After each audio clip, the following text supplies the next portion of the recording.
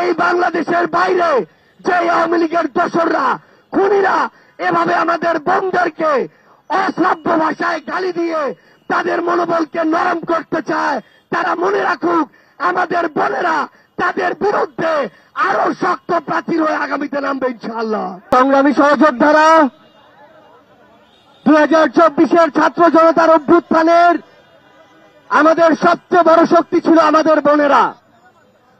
আমাদের বোনেরা যখন রাজপথের সামনের সারিতে দাঁড়িয়ে ফ্যাসিস্ট আওয়ামী লীগের সব শক্তিকে বৃদ্ধাঙ্গুলি দেখিয়েছিল, যখন আমাদের বোনেরা রক্ত দিয়ে জীবন দিয়ে খুনি হাসিনার মতো স্বৈরাচারের পতন ঘটিয়েছিল, তখন সেই আওয়ামী লীগ এই দেশ ছাড়া হয়ে দেশের বাইরে তাদের কিছু পতিত দোসর, তাদের কিছু বাচাটা তেলবাজ আমাদের বোনদেরকে আক্রমণ করা শুরু করেছে।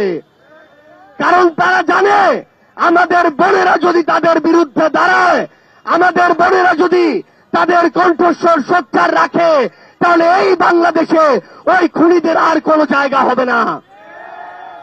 এই স্বৈরাচারের দোসররা যাদের ন্যূনতম অনুশোচনা নেই, ন্যূনতম বিবেকবোধ নেই, যাদের মস্তিষ্কের বিকৃতি ঘটেছে, যারা টাকার কাছে, যারা তোষামোদির কাছে, ক্ষমতার কাছে যুগের পর যুগ ধরে নিজেদের বিবেকবোধের বিক্রি করে দিয়ে এসেছে, তারা এখন আমাদের মা বোনদের এমন নগ্ন ভাষায় কথা বলে যেটা আমরা মুখে উচ্চারণ করতে পারি না।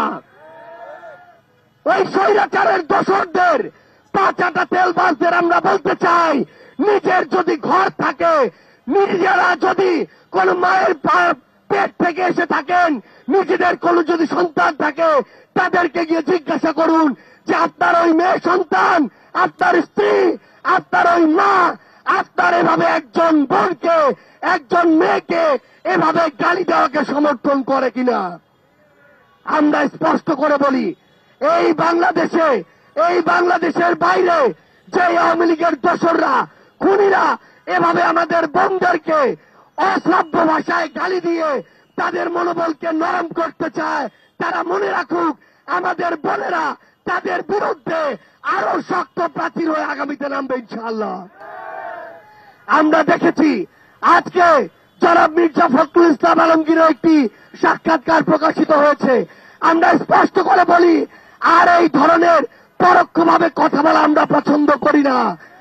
আমরা তাদের কাছে জানতে চাই, তারা ক্ষমতায় আসার জন্য জনগণের আস্থা যখন প্রতিনিয়ত হারাতে বসেছে, তখন কি আবার তারা ভারতের সাথে নেগোসিয়েশন করে, তাদেরকে খুশি করে, আওয়ামী লীগকে পিঠ চাপড়ে জাতীয় পার্টির সাথে নেগোসিয়েশন করে তারা কি এই বাংলাদেশে নতুন করে ক্ষমতায় আসতে চায় কিনা?